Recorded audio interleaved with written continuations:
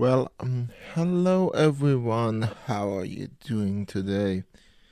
Welcome to the chapter 188 of The Last Thoughts of a Busy Mind, this one titled Fallen Aces. And yes, we are going to discuss the video game because apparently this season is all about video games. Okay, first of all, my drink today is lemon flavored sparkling water.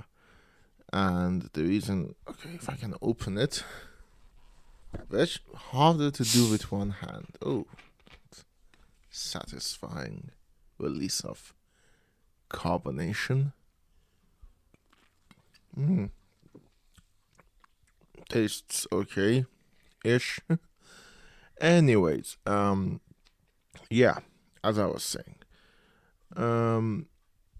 we're gonna talk about Fallen Aces. I'm not gonna discuss my personal life in this episode either because honestly nothing much happened. It's been another lackluster week. I just started dieting because I don't want to die as soon as I thought I would.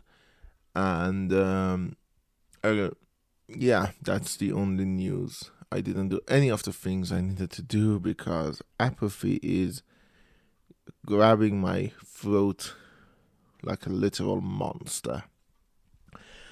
But anyways, as I was wrapping up Fallout New Vegas, which if you haven't, the last 3 episodes are about Fallout New Vegas and you should check them out if you haven't.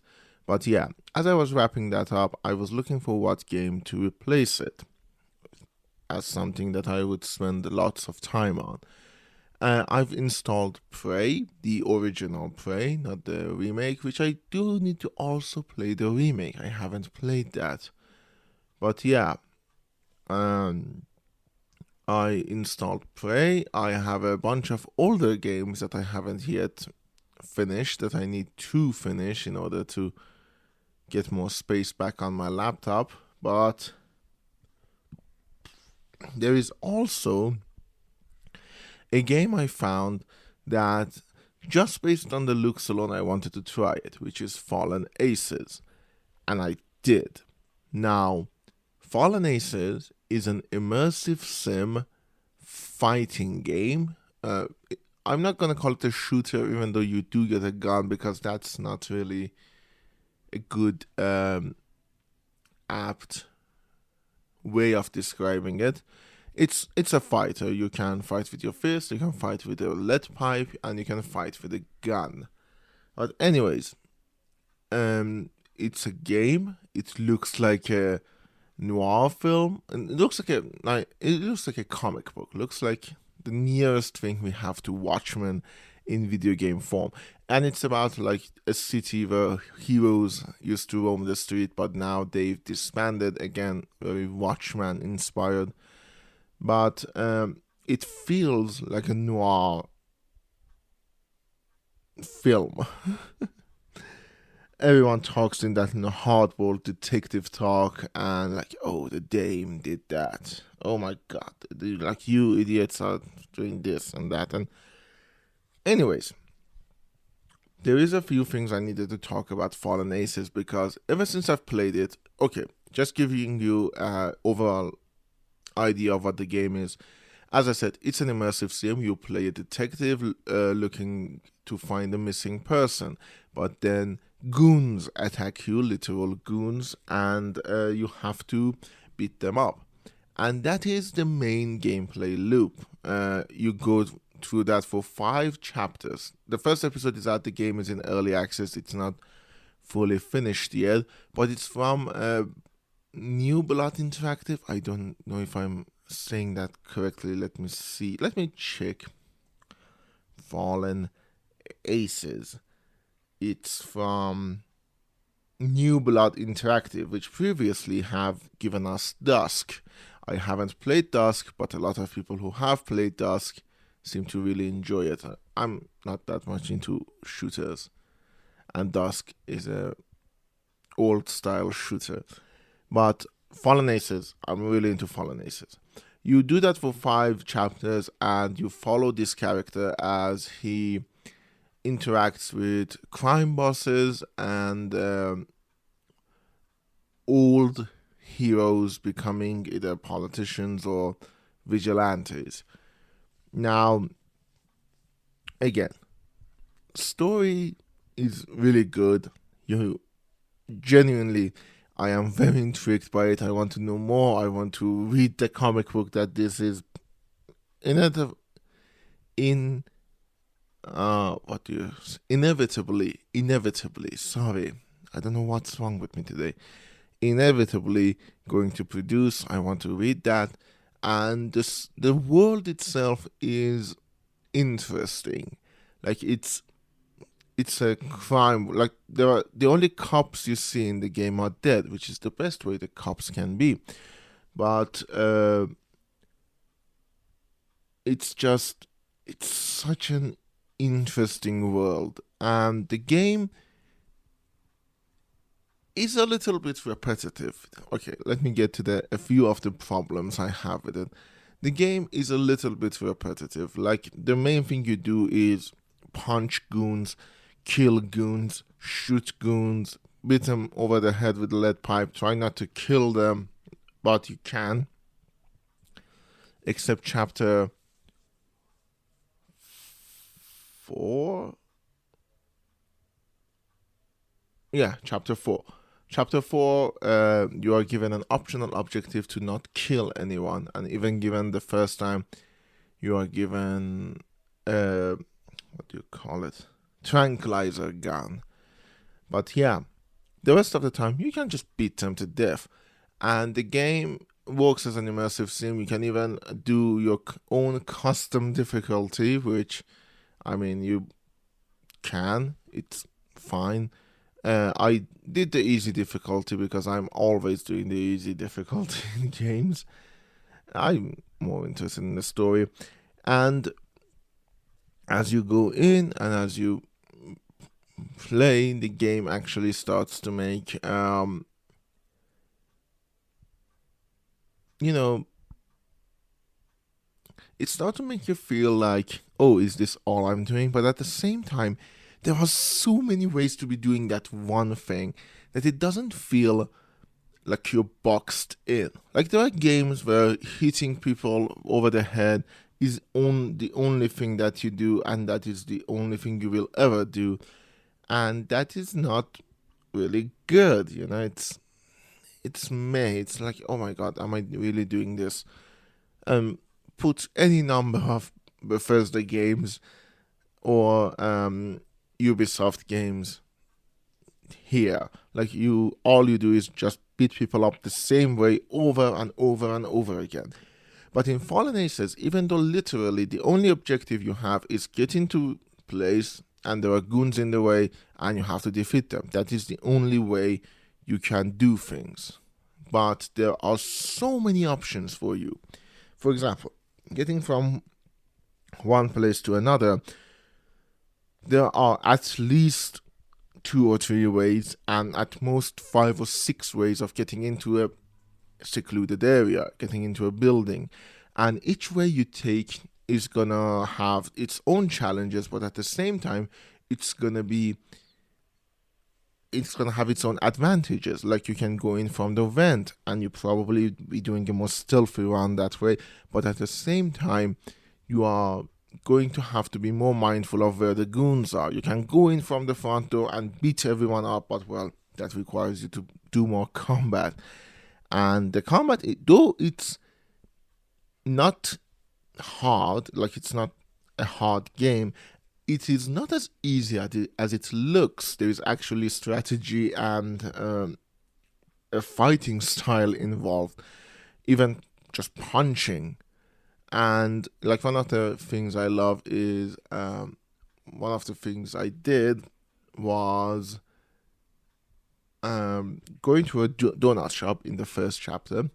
I went into the bathroom and there was a goon there and I knocked him out, because if you go to people and they don't notice you, you can chop their necks in a karate chop. And I did that to this person and he dropped a gun, which I then picked up and killed his friends with. But the other thing is, if they notice you and you beat them, you will not get their weapon. And that is an added level of difficulty. If you want to get better weapons, you need to at least be somewhat stealthy. Though, again, it's really fun to grab a shotgun and then just kill everyone because, goddamn, that was also fun. In chapter 5, I got a shotgun, and when you kill the characters, they just turn into a pile of goo. Not goo, just blood and gore. And then we get to the style. As I said, the game looks like a comic book. You feel like a comic book character. Everything is drawn in a certain way, and that actually gives it a lot more character than otherwise you would have noticed. It is a very stylistic game. Like, you can imagine the level of style that you can't imagine the level of style that it has. It's genuinely good. And then I thought about something as I was playing it.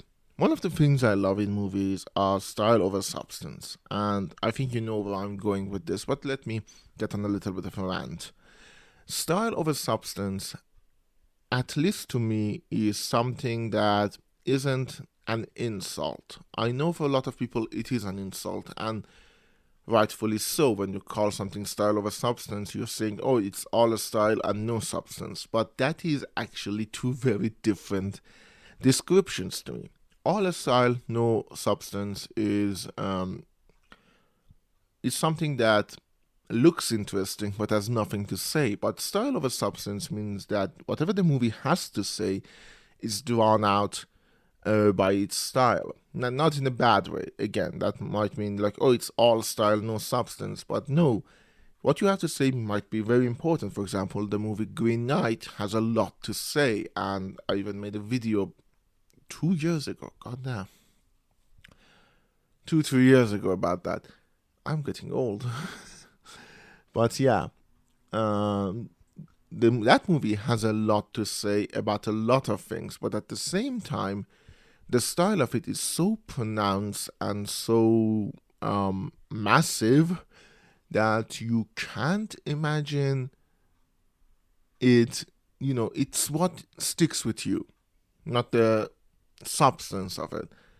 Again, there is a lot of substance there, and I've talked about that. A lot of people have talked about that, and it's really good, but the style is more pronounced. And there are so many movies like that. The Fitzroy might be one of my favorites, which is a movie nobody has seen. Highly recommend it if you can find it. I think it was in 2016. It's from Andrew Harmer. It's a movie that was, let me see. I think it was crowdfunded, but yeah, Andrew Harmer made it. Really fun. Highly recommended. Very much style over substance. But that got me thinking of games that are style over substance, because Fallen Aces is very much a style over substance. And here the substance is both gameplay and story. Like, the gameplay, as I said, is a little bit repetitive, but you know, you have a lot of ways to do it. And the story is good. It's a good thriller. It's a great mystery. I am already intrigued and I am waiting for more chapters to come out. But at the same time, the thing that got me into the game, the thing that I remember, the thing that honestly works best about the game is the style. It's a comic book style. It's a style of music that they've chosen that are mostly 1940s, 1950s pop songs. Like, great choices, by the way. Novelty songs and stuff like that. And the general look of everything is what I remember the most about the game. Now, as I said, that got me thinking of style over substance games. Like, what are the games that I would consider style over substance? And honestly, there are a lot of games in my head. Just obviously, there are those weird artistic games that are usually more known for their visuals and how they look than what their trying to say. Let me. I genuinely should have written down some of the examples. As I was thinking about the episode, I thought, oh, I'm going to say this and that's easy. But literally right now, I can think of anything. Oh, Calvin and Noir. Calvin, that's the one I was thinking. Calvin and Noir. Calvin and Noir is another game that is very easy, not easy, very light on gameplay complexity. It's a stealth game, but very high in style. It's a very stylistic game. The same is true for most of the platformers like Limbo and Little Nightmares are usually very high on style, even though they all have their own sort of stories and elements and things to say. The thing that sticks with you is usually the style. And then I got thinking about games that, you know, that are like that. Again, Limbo, Calvin and Noir, Little Nightmare, and whether or not this is a good thing or a bad thing. Because there are games that are trying to rely on the style and failing. Many adventure games sadly fit in there. Dance of Death, Duloc, and Le Fay, which I mean, it's taken me 3 years to beat that game, and I don't think I'm any closer to ever beating that game. And I got thinking that what makes a game a good version of style over substance? And to be honest, the answer to me became the same as it was in any other art form where I've given that title, comic books or movies or music videos or anything that I've given the style over substance tag to, and I praise it. It needs to be substance there and the style to overtake it.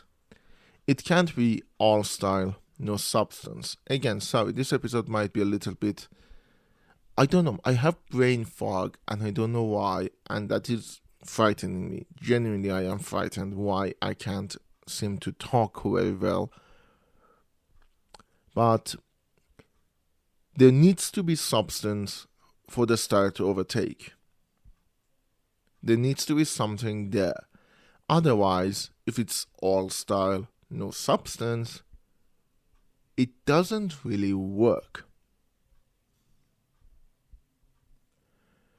There is a reason we don't just call any weirdly visual movie good. Okay. There is a reason why The Grimm Brothers by Terry Gilliam doesn't work, but Adventures of Baron Munchausen work. Both of them are very stylistic movies. Grimm Brothers doesn't have anything to say. Adventures of Baron Munchausen has something to say. In both cases, style is the dominant thing. Like when you're watching the movies, the thing that sticks with you is the style. Style is definitely the dominant element in those movies. But one actually has substance for the style to overtake, and when you peel away the style, there is the substance and you can discuss the substance. The other doesn't. The other, when you peel out the style, there is nothing there. And that is the same for video games. This is the great thing about Fallen Aces. This is why it stuck with me. This is why I genuinely want to play more of it, is that when I peel away the style of the comic book and the 1930s music, there is things there. There is an immersive sim there with enough elements for you to be to play it in your own way, and all of them are valid ways. There is a story there with intrigue and mystery and thrill that you want to just know more about. There is something there aside from the style. And sorry about this episode. I know a little bit more rambly than usual, but yeah, I play Fallen Aces. Just go to Steam, pay for it, download it, and then if you're on YouTube, like, comment, and subscribe this show. If you're on Spotify or anything else, comment there as well. Listen to me and share me, and I will see you all next week.